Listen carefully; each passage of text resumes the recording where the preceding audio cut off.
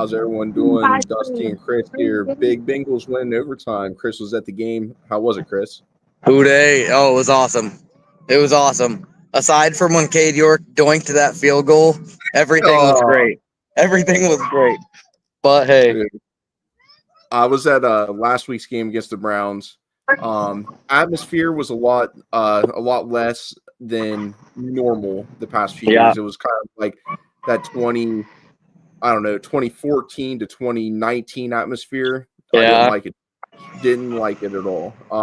Tonight it was really good. It made me wish I would have went to this game and not last week's. But regardless, both weeks were big wins. The Bengals needed big wins, regardless of the atmosphere. They had to have that win tonight. How do you feel about Joe? Just they put it on his shoulders. It was kind of like finally they put it on him. Went down.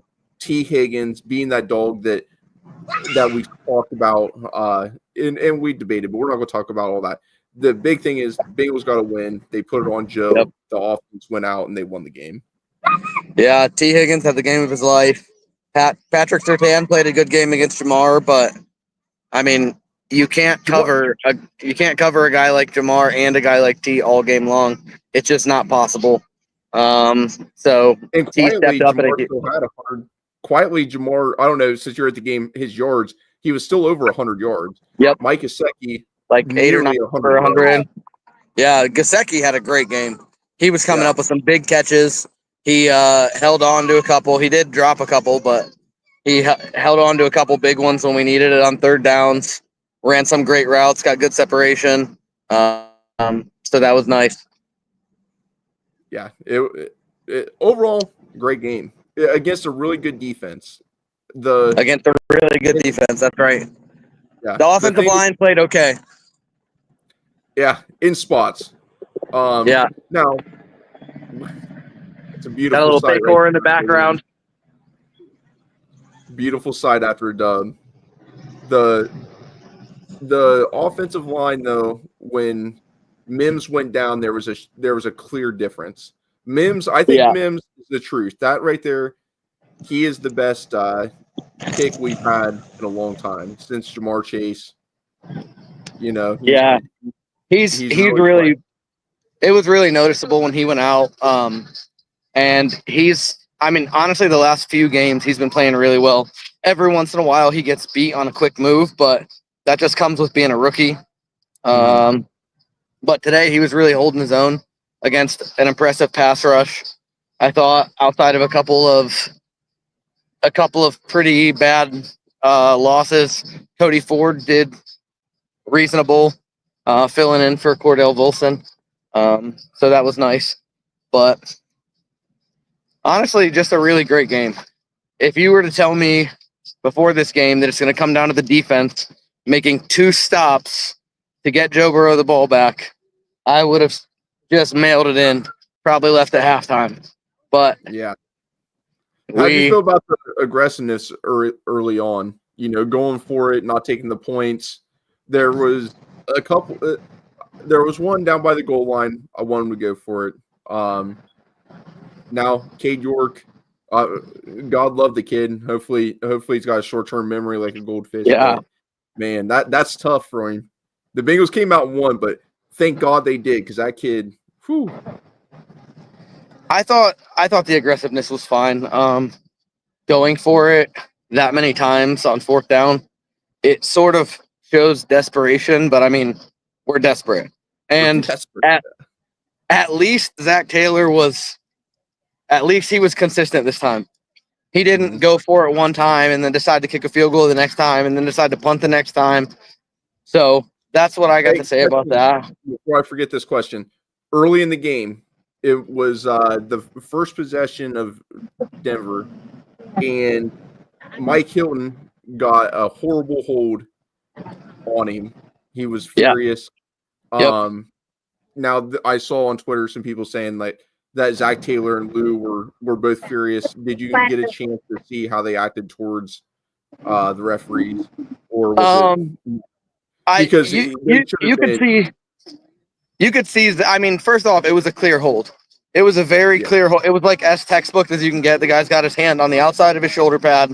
Mike breaks outside and he's giving him a hug and not letting him go. Zach Taylor so we were in the 200 section. It was kind of hard to see his facial expressions or anything like that, but he was walking down around the ref. You know what I mean? He was out there giving it to him. Kind of, you see it every once in a while when he's on TV, when something happens and he's really upset about it. I can imagine that it was kind of that same.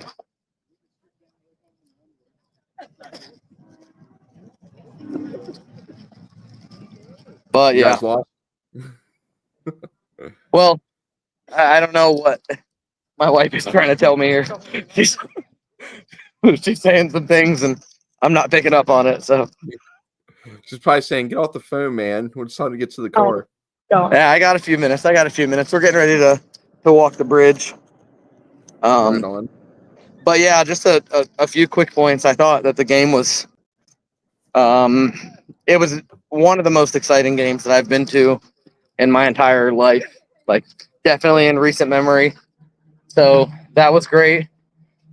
You really felt early on that I kept counting the red zone trips that we had, and I was like, oh man, this is the fourth time we've been in the red zone. We only have 10 points. This is the fifth time we've been in the red zone. We only have 17 points. So you don't really like to see that. But at the end of the day, the defense played really, really well in the first half and at the end of the game. So if they can continue to make a play every once in a while like they were doing tonight, make a play when we need it, then I think it'll be good. And now we just need some help the rest of the weekend and go from there. Yeah, we do. The game that came to mind was the Chargers versus the Patriots. That game did not get much help. Yeah. But that's not one of the major ones. It would have been nice, but that just shows how bad that Patriots loss was early in the year. Yep. That's one of the ones that definitely comes to mind. Obviously, the Chiefs, the Commanders. Yeah. Those games right there. We shouldn't be in this position right now. That's right. It should never have come down to it. But no. Here we are. Joe Burrow playing MVP level. What do you have? 42? Where is he at? 42 now? He had 41, 42, 43. Could be 43. Yeah. So, yeah. MVP level. Marching down the field. Playing really well. Really bad. Defense that's been skeptical with the lead. Yeah. I don't even know what else to say. The defense, Jermaine Pratt had a big pick. Yep. That was big. To be totally, so I was roasting Jermaine Pratt all game. I feel like I frequently roast Jermaine Pratt. He missed a couple of plays early on, so he was on my naughty list, I guess, and he ended up with that big interception, which that's great that he made the play. He was in position to make a play. I have no idea where Bo Nix was throwing that ball. He basically threw it right to Jermaine Pratt. But hey, Jermaine made the play that you're supposed to make, and that's all you can ask of him. And that was a huge, huge play for the defense. Helped turn the game around. So yeah. Yeah. There's another play I want to point out was early in the game. I think it was to T. Higgins, but there was a little cross route. Joe Burrow threw it like right in between triple coverage. It was a beautiful throw. It was a dime. How many throws? And then obviously the play late in the game to T down the sideline with the toe tap. What was that like live? It had to be pretty solid. I mean, whenever T's on and you see him making the hands catches and he's holding it away from his body and he's holding it strong, the DB can't get to it. He's in great position. Whenever T's doing that, even at home when you're watching it on the TV, it's impressive. But when you're here live, it just is totally a whole different. It's totally different. It raises it up another level. You can see a lot of the plays like live when Joe's thrown with anticipation. He throws it before the receiver breaks in the routes. And when you see it live, it's a lot better than seeing a replay, a slow-mo replay on TV with Jim Nantz or Tony Romo. breaking it down or whatever. But yeah, it's so impressive what these guys can do when they're on and when they're in sync. I will say, as great of a game as Joe Burrow had today, there were a lot of times when he held the ball. So if that defense doesn't come up to save him, then some of those things are on him. But at the end of the day, there was a couple of facts where you definitely would have liked him to get rid of the ball. On TV, I know it's different than live action. Whenever I'm at a game, I always rewatch it back. He took a sack that he looked like he was about to break loose on. I think he had Jamar on the corner for it, and it was a third down kind of later in the game, maybe the late third, early fourth, and he took the sack. You could see on the TV what he was looking at. At a game, I understand it probably looked extremely muddy. And there was times even watching from here that was like, dude, just get rid of the ball, Joe. Get rid of the ball. And it happens quick. Like, hell, I can't even play all Madden that good, Let alone live with these big dudes coming down at any big things that stood out to you? I mean, I think I might have broke up a little bit whenever I was hearing what you were saying, but talking about Joe Burrow and kind of what the magic of Joe Burrow is he's holding the ball and he's running around the pocket, he's navigating the pocket, he's making the plays, he's extending the play. That's great. And sometimes the pocket just collapses on him. Sometimes he doesn't have the vision. He thinks that he's got a lane and it's actually just not there. So there's got to be a little give and take there where he's making those huge plays, but the negatives are sometimes more hurtful than the positives. A lot of times today we were able to overcome that. Big third and long plays to get out of it. But yeah, just when the offense is humming, man, they're incredible. Joe, Jamar, Chase Brown. We'll see what that injury is to Chase Brown. I'm really hoping that there's nothing big there. I thought he should have just scored, but it is what it is. Yeah. Hopefully he's not up for next week. What they were doing, that's where it hurts, is that he was trying to waste some clock and make him use a timeout. Super smart play. His ankle got rolled up by himself as he was sliding and being hit sideways. Yeah. That's the super unfortunate thing. He was trying to do the right thing, the smart thing, but it didn't work out for him. I mean, for me, that's not a play that I want to see him make. I just want to see him score there. If we're winning the game, I think that going down early is the right play. But in a situation like this where this game is a must win, and we saw it later on in the game where Cade York doinked what should have been a gimme field goal. Like, you can't play for the field goal at the end. So to me, he's got to score there, and then you have to just rely on the defense not to give up 7 instead of not give up 3. But at the end of the day, to Zach Taylor's credit for what you're saying, Zach did very next play just push Joe in for the score. Probably a very similar mindset. Take the points, which he didn't do earlier in the game by being aggressive, which I was fine with. I was definitely fine with that. That's another point to the Chase Brown play, though, is that you almost inadvertently put Joe Burrow in danger because them plays down there on the goal line, but bodies are flying and dudes are hitting, that is what it is. But at the end of the day, it's a lot easier and better and more fun to talk about this stuff after a win than it would be to talk about after a loss. So a big one. That's about all the time I got. We're getting ready to head back to the hotel, about across the bridge. But what a great game! What an incredible atmosphere! One of the most fun games that I've ever been to, I think, in my entire life. So many swings. The just ultimate disappointment when Cade York doinks that field goal, and then to come back from that, the defense makes 2 incredible stops, and the offense punches it in. Just you can't draw it up any better, and it was awesome. And so with that, I'll say peace out. Uday. Go Who dey, Bengals. dog? We'll see you. All right, that was Chris. A good little sideline report from him. I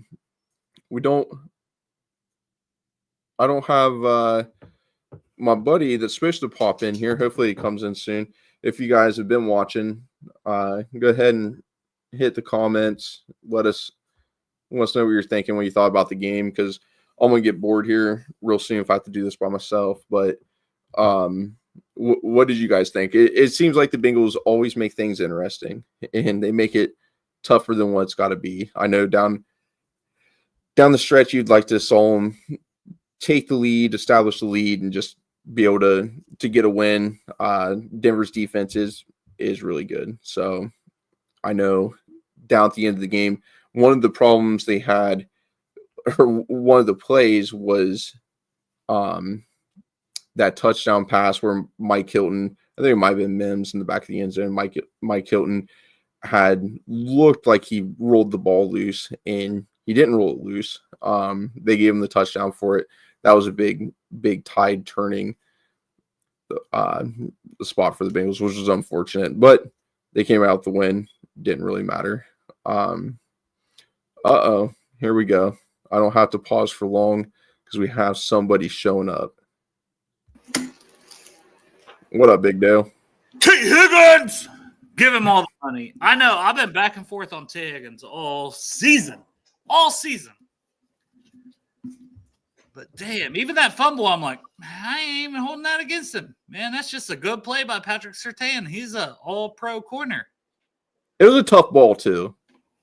Like, it's a bang-bang play. He did have possession, but still bang-bang. Dude. But he stepped up, stepped out, caught the one to set us up, and caught the game winner. Like, dude's a beast, man. Yeah, I know.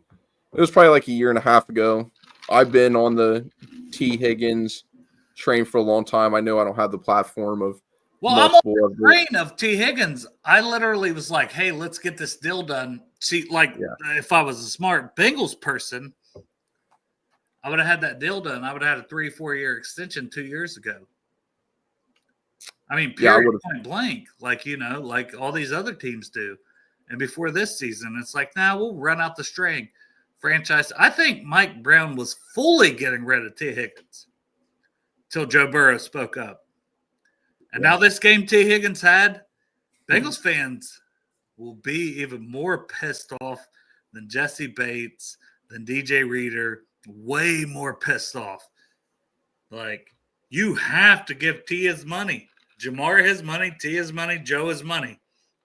I get it. The defense, this, that, and the other. Defense didn't play bad, but they didn't play great in the second half, but they got the stop. They got the stop when we needed it, Dusty. Oh, dude, I know. And we've been waiting for it. And they had multiple stops today. They had. Oh yeah, no. The first half, they killed it in the first half. Yes, and then they had a couple. I don't. The deep ball to, I think it was Mims in the back of the end zone. That was kind of what I was talking about right after Chris jumped off and before you came on, was that touchdown. Mike Hilton looked like he was kind of rattling the ball still. What a play. That's a tough play. Yeah, what a play. And the only thing I think that saved him was he rattled the ball, but it was up against his own knee. Yeah. And when I first watched it, I thought it was on the ground, and he had it pushed against him. And then when they replayed it, I don't know, maybe the second or third time, I was like, I guess it is on his knee. But it looked like it was on the ground, and that was pretty annoying. But it was a heck of a play. What are you going to do?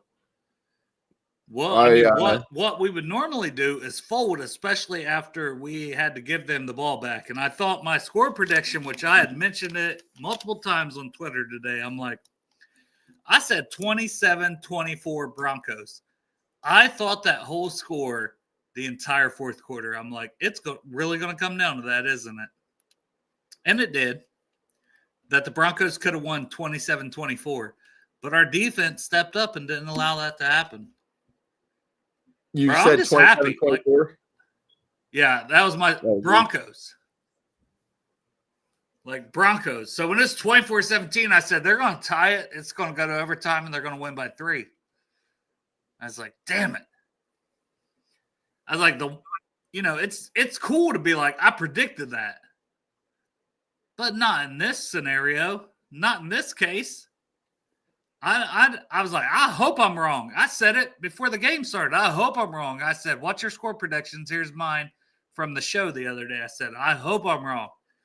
And I thought it was about to happen. And I was hurting. I thought it was going to be close just due to Denver's defense. Their defense is good. Yeah. So that made me, especially when we got no points, those first like 2-3 drives, that was that's when I started getting concerned. I'm like, okay, we're moving the ball. Now it should have been like 9-3, I think. I think it was around like going in to the mid-second. It was like it should be 9-3 right now. And it was like 3-0. I was like, ugh, this could not be great. Tyler Bull says, "Who day, brothers?" What up, Tyler? How's it doing, bud? It was good seeing you and Anthony the other day, getting to chop it up with you. Darth Bengal with the Who day, fellas. What up, Darth? Always out doing good things. But overall, I kind of wish I would have went to this game and not last week's game. Come on now, you got us a win last week to set us up for this week. I didn't go to either, to be fair. Like last 2 games. That could be the problem. That could be the solution to the problem. Could be my fault. Oh, I won't be there next year. I ain't renewing my tickets. So. Yeah, me either. It's just so expensive, man. I want. It's different when the games are like this, or like the playoff atmosphere, and they're meaningful. When you go and they start off slow, and you're morally waiting to the end of the year. Last week was a big win. My father-in-law gifted me these tickets, so I was going. Normally, I always try to go to one game a year. This year was just kind of like, I don't. Is it worth going? Like, yeah, it's good to see 10 people that I talk to down there and say hi, what's up, and go to the game. It's fun. But if it's not meaningful football, it was a meaningful game last week. They had to get the win. I'm just saying this week would have been a lot of fun to have been there, because I love that atmosphere. That's what gets me fired up, man. Yeah. And that's what I'll miss the most. It's the atmosphere. It's the people. It's the people I've met that I tailgate with and stuff, too. Like you were saying, the 10 people, it's 10 people I know too, and that's 10 people that I didn't know 5 years ago that are like family. Yeah. Screw my score. Right. We'll keep it PG. Yeah. I was saying so much. I'm like, it's going to happen, Darth. It's going to happen, Darth. It's going to happen. The 27-24 is going to happen. And he was like, I had 24-17 Bengals. And then when they tied it, I was like, I don't know. I don't even know quite how to feel right now. It was after the game, super exciting. During the game, excited. I'm still excited. But yeah, like it was just like, I don't know. It's just such a whirlwind of emotions. It's always like that with the Bengals. It's always, and that might be what makes it fun. Like, is the back and forth and stuff. But it's sometimes it would just be nice. Remember the Bills game a couple years ago in the playoffs? They just went out. They went to Buffalo. It's snowing. It's Buffalo's type of game, and they take it. They just take the game. Yeah, I want that. That's what a win's a win. I'm not going to complain about a win, especially against a really good, a good coach team, a good defense. I'm not going to complain about it. And a team over 500, our first one. Come on now. Right. Yeah. Give them their flowers on that one. But I don't know. I think the Cade York kick kind of did it for me, where it was like, this is just that whole thing with the Bengals where here it is. This is that season. another season like that. Yeah, I didn't like settling. I didn't like settling for the 3 and that. And it's just like, hey, we're going to kick it on third. I get it. We're going to end it right now. We're going to do this. And it's like, bro, that ain't been our season at all. Like, McPherson's on a heater, and he's like, not miss a kick all season. By all means, go put McPherson out there. It ain't that. It's Cade York. He just missed an extra point. He just missed a field goal. Yeah, he made the 59-yarder, but you can't bank on that one kick. Like, and he shanked. I knew he was going to shank it, man. I was sitting there. I was like, well, I knew it. You just knew. I think we all knew it. As everybody, a fan base, we knew it. Everybody as a fan just knew, like, he's going to miss. But we got Joe Burrow. We got Jamar Chase. We got T. Higgins. We got Orlando Brown Jr., who was playing. Now, Mims, we can talk about Mims. That dude, when he went down, it was noticeable. He had a broken hand, and it's like, I don't know. I thought he was going to battle through the whole game, but he's also been dealing with knee, this, that, and the other. Mm-hmm. And I think he might have he had like a knee, ankle, wrist. Yeah. He's got a lot of stuff going on. And that was the big thing about him coming out was his injuries and stuff. But Orlando battled, Orlando, like, to be fair, there was that one false start on Orlando, and he jumps early. Though, but he false started that entire first half too. He false started that entire first. Yeah. I was like, that's the Kansas City Chief in him. He's false starting every time, and then they called it down at the goal line on one, and it was like, shit, that hurt. Yeah. But I wasn't going to say nothing about it, but the whole, especially it's different when you're watching at the game and everything's so quick. Everything's so much quicker and different. But when you're watching on TV and you have that perfect angle every snap, it's like he was jumping off the gate. I think he settled in after they called it. He was like, I'm gonna stop doing it. But it's like, if I'm gonna get away with it, I feel like I'm back on KC. So Dar says, let's go Giants. Another team. And Dolphins. We need the Colts to lose. We need Joe Flacco's Colts, and we need who's the dude that used to play for the Ravens, because that's Tua's backup. Tua's backup? Yeah, played us in the playoffs. Heineke? Or is it Heineke? No. The dude that played us in the playoffs. Tyler Huntley. Huntley. Yep. Yeah. So we need Tyler Huntley and Joe Flacco to suck booty. So that it's comical to me to watch you try to be PG. I know it's so hard. It's so difficult, man. It somewhat warms my heart. Now you know what I go through. It's not easy. I do it. That's the thing. I do it all the time at work. Like, I drop one F-bomb at work, I'm fired. You know? I want to be like, fuck you. You're being a prick, you little shit. I can't say that. I mean, I can say stuff like that on this show. Apologies. I can say. See, I let it rip. I just let it rip, and that's what happens. There's like 10 of them that go. It's not one. I can say all that stuff at work. There's just there's certain things I'd like to say that would probably be comical. You ever watch Kill Tony? It's a comedy stand-up. I watched some of it. I watched the clips. I don't watch the full episodes of anything. Oh, I watched full episodes. They crack me up, and I just think I could be really funny if I was allowed to be. If I was allowed to, uncensored, Dusty. Yeah, if I could be uncensored, but I'm not going to go there.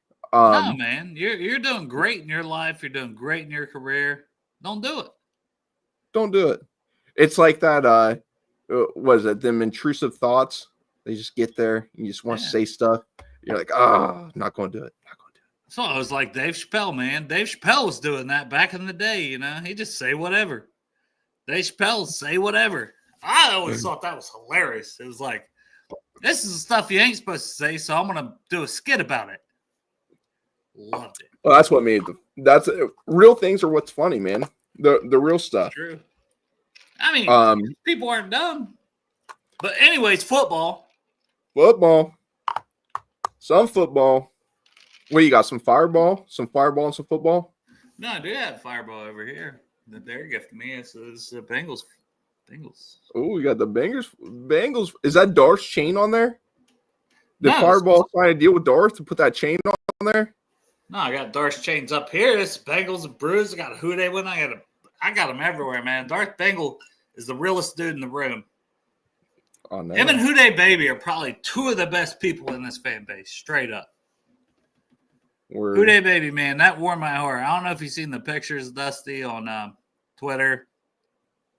But like that Riley girl, man, she's had like 25 surgeries. She's a little kid. I don't think I've seen it. I mean, I could look it up, but I don't think I saw it. Talk about it. Tell me.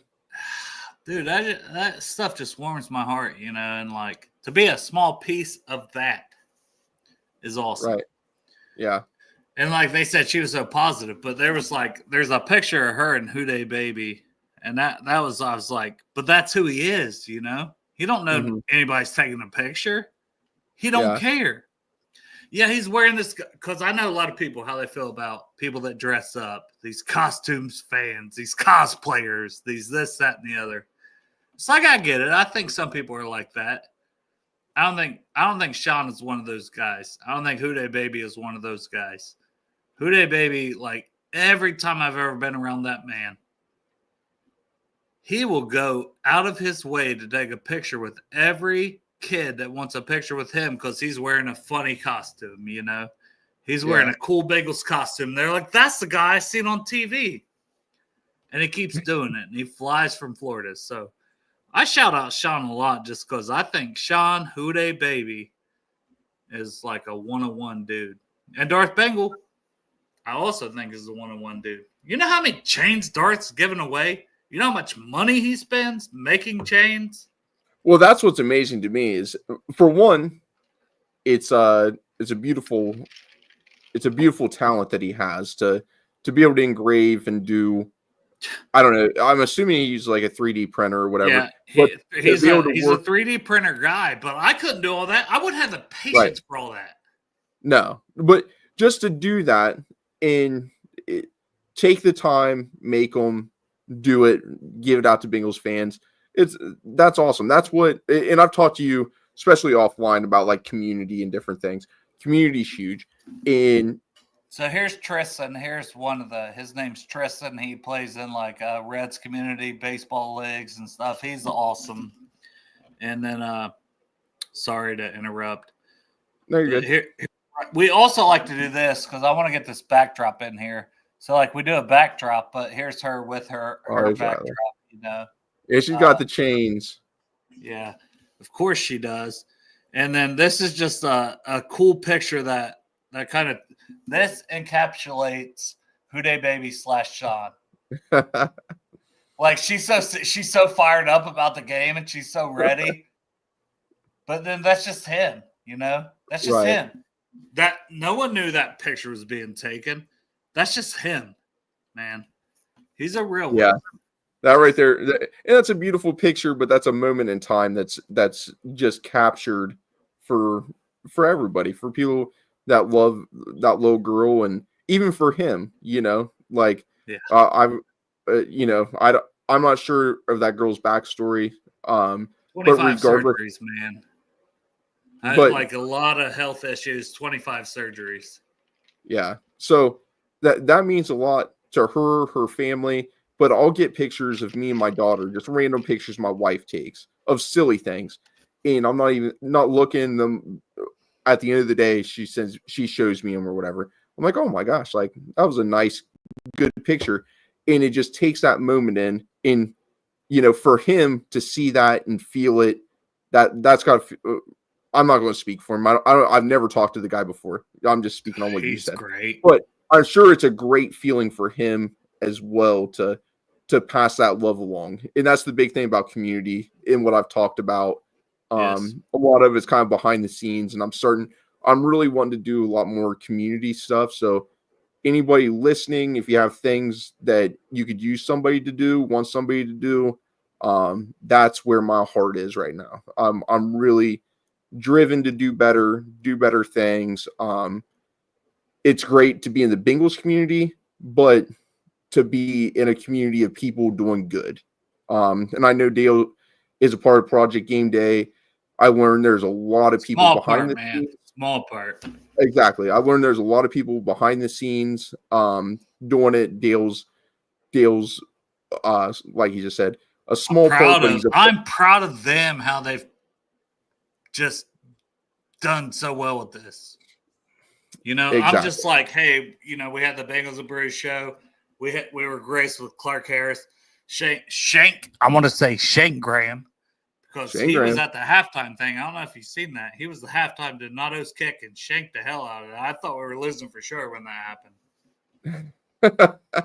But sorry, if there's anything I can do for Project Game Day or just anybody that's got things going on, Darth's got his cool stuff. I'm sure Tyler and Anthony and Will and all them guys got stuff that's listening right now. But dude, you're killing it in your own right. And like how many years you been in the military? Like, it's 12. It's Bengals Army. How many years? 12 years. 12 years of service to this country. Almost 40 years combined. That's incredible. But and that's something, for itself, but to do community stuff, that's something I'm getting drawn to, a different purpose. I don't know how long Bengals Army, maybe. A higher purpose. Yeah, I don't know how long Bengals Army is going to stick around on the podcast scene, just because we don't do it super frequently. And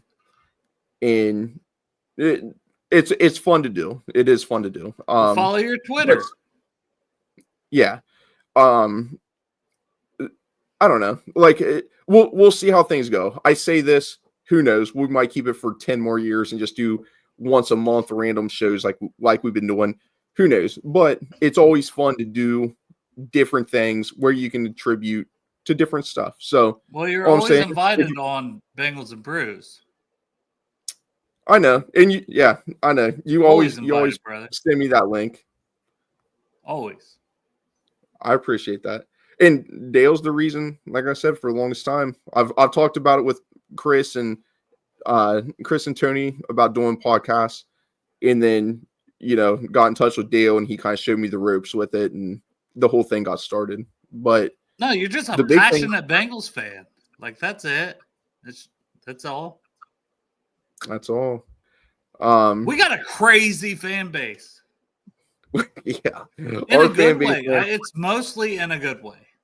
Mostly, yeah. Like any fan base. My brother, I took him. Now this is going to be sad though, because I took him to his first Bengals game Well, I didn't take him.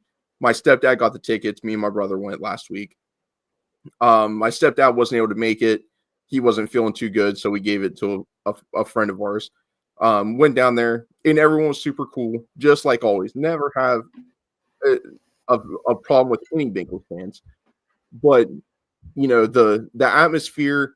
I'm used, because I've been to Bengals games since 2000. I don't know. My first game was 2013, I think, was the first game I ever went to. So it hasn't been a super long time ago in comparison to some people, but 2013, over 10 years ago, that was the first Bengals game I attended. And the atmosphere kind of reminded me of them older days. The atmosphere wasn't super great. And my brother's a big Ohio State fan. So everything he's comparing to Ohio State, he's like, oh, yeah, like, it's fun. It's this or that. And I'm like, dude, you just got to get here for when games really matter. If you're here in Cincinnati when it's and he's a Bengals fan, he just doesn't love the Bengals like diehard. Right, he's not diehard. And I get it. I really wish if he would experience, I think tonight's but experience. You just said I don't want to cut you off. He's a huge Ohio State fan, right? I'm a huge Ohio State fan. Tennessee took over the tailgate scene. I know the stadium, maybe they had a quarter of the people there still showed out, 30%, whatever it was. You know what I'm saying? Mm-hmm. But like, what huge Ohio State? Why weren't they there? It's a playoff game, still a chance to win a national title. Come on now. When you're feeling a type of way about your team, one thing you can do is you ain't excited to go out in the cold for 7 hours. You're thinking smarter, The Buckeyes fans showed up in that stadium just like the Bengals fans show up every Saturday, Sunday, Thursday, Monday, whatever week of the day the Bengals going to have to play. And same with college football. Right. But you know what I'm saying? Like, I know what you're saying. Like, it's similar. It's similar. Like, you know, it's a dude. This is a passionate fan base. But you're right. Like that Bills game, Damar Hamlin died on the field. That was atrocious because that was the hypest I've ever seen anything. You know this. That was the first time I met you in person, and I had to walk away because I was stressed of how crazy it was. I was like, this ain't a normal tailgate scene. This is what, not in a bad way. It was like, I ain't never seen this many people like this everywhere. This hype. Yeah, what I'm saying is he just didn't get experience just because he doesn't have that love and passion. It's like, dude, this is what it's like when the Bengals are fighting for hoping at 1 o'clock. It's different with Ohio State when Ohio State, you know, they're going to be a national champ. They're fighting for a national title every year in and year out. Their fans are great. I'm an Ohio State fan myself, but there's a difference in being an Ohio State fan and being an Indiana fan. You know what I mean? We have a family friend that played for IU. Yeah, we don't chant Big Ten, by the way. And that's what the difference is. Like, you go to an IU game, depending on who they're playing, it's going to be totally different than when Ohio State plays any other Saturday. The Bengals, when they play, what the fuck's a Hoosier? Yeah, we don't give a damn for the whole state of Michigan. Like, it's like we don't care about. We hate those Big Ten teams. Yeah. Which I'm just saying the atmospheres are totally different. So he had a bias going in. You know what I mean? Like, if all you ever did was go to a bunch of Ohio State games and Ohio State IU games, like, that's going to taint your image of what you think an NFL game is. And I'm like, dude, it was a good game. It was a good showing. Like, you don't understand what it was like back in 10 years ago. Like, you don't know what 12 years ago what the atmosphere was like. I don't know what it was like in the 90s. So let's take it all the way back to the fucking lost decade of the 90s. I know what it was like watching it on TV, but not on I was never, I never went to games. Like, I was born in 84, so in the 90s, why wasn't I a Bengals fan in the 90s as a young kid who played 3 sports? Because the Bengals were irrelevant at that point. You know what I mean? But you meet people that lived through that went to those tailgates, that showed up, showed out, did all this. They never lost this passion. And I can't lose mine either. Like, I became a fan in the early 2000s. So after I graduated 02, became a fan. Like, my cousin took me to a game. I think I've talked about this before. Took me to a game, had me sneak in beers, got caught taking in the beers. He has a flask on the way. He set me up, but it was a great time. It was Ocho put up a bunch of points. I think we won 41-38 against the 49ers. And that's when 49ers had T.O. We had Ocho. Ocho held up. It was snowing, by the way. Ocho held up that. Please, NFL, don't find me. Elite game of all time. One of the greatest games ever. Tyler said, gents, as an FYI, watching the Bengals play in a foreign country is an experience. Glad it brought us a victory tonight. Yeah. Well, now, Tyler, Travis, you have to live in a foreign country the rest of your life. Get us a Super Bowl, baby. Then you can come back to America. If that's what it takes, who knows? I lived in a foreign country for a year, and that year we didn't win. And that whole year, I said, this would be the year the Bengals win a Super Bowl. That was also the year they drafted John Ross. So, well, that didn't go well. Yeah. That's all right. That's no more overseas for you, brother. That's how that went for us. I don't know, man. Josh Newton. So I do want to kind of talk a little bit about some rookies that we have playing. Bro, I hate to do this to you. I really I set a show for 9:15. Oh, you're gonna have to head out. Yeah. Oh, he's going to have to head out. All right. You want to hop on my stream? What's that? Do I want to hop on my stream? Yeah, I'll cut over there. I literally have not much more to talk about. Chris and me covered a lot in 10 minutes, and that's all my brain has. Like and subscribe, Bengals Army, man. Follow him. Follow Dusty Langley. Like, I hate to do that to you. It's just. No, it's fine. You're gracious, Dale, like always, gracious enough to hop on and BS, and we get Nah, dude, you're my dude, man. You're my dude. You're my dude too. 100. All right, Dale, go ahead and set your stuff up. Everyone's listening. You're probably already listening to Dale and Bengals and Brews. If not, make sure to give them a listen because we're gonna hop over there right about now. Dale, you got final words? Where you want your link at? Twitter, text? Yeah, just put it on. Just put it on my Twitter. Yeah. All right. Yep. Hey, Bengals Army, man. This guy, real one, served our country for what? 12, 14, 16, 18, 2,700 years. 2,700 years. He's a real one. He's a diehard Bengals fan, man. I love Dusty, and I met Dusty through some of the worst stuff of my life, some of the worst stuff of his life. My mom dying, his grandma struggling, and then dying. Sorry to put it all on Front Street, but this is like a brother to me. So Dusty is a real one, and what he's done for our country, I will never forget it. And what he's done for me as a friend, I will never forget it. Period. Well, I appreciate that, buddy. That's real talk. Dale's a real one. He's a good dude, good friend. Yeah, Bengals and Brews, man. I'm not good at taking too many compliments. I do off stream pretty good, but it is what that's a little different. I'll get Dale out here so he can set his show up, and then I'll close the show. Just send me the link and I'll hop over there, buddy. Love you all, man. Love you, dog. All right. That was if you're watching the show from the beginning, we had Chris on. Chris was at the game. That was a good little recap from him. If you guys don't follow Bengals Army, I know I don't put it out a lot, and Chris and Tony and me don't do the show a whole lot, but when we do, it's always fun. We definitely enjoy it. Definitely big thanks to Darth, Tyler Bowles. Tyler, dude, it was really good catching up with you, man. It was good seeing you and Anthony and Will the other day at the game. That was a lot of fun. That was something I was definitely looking forward to, and so glad I got to see you guys, talk to you. Travis, thanks for the comment, man.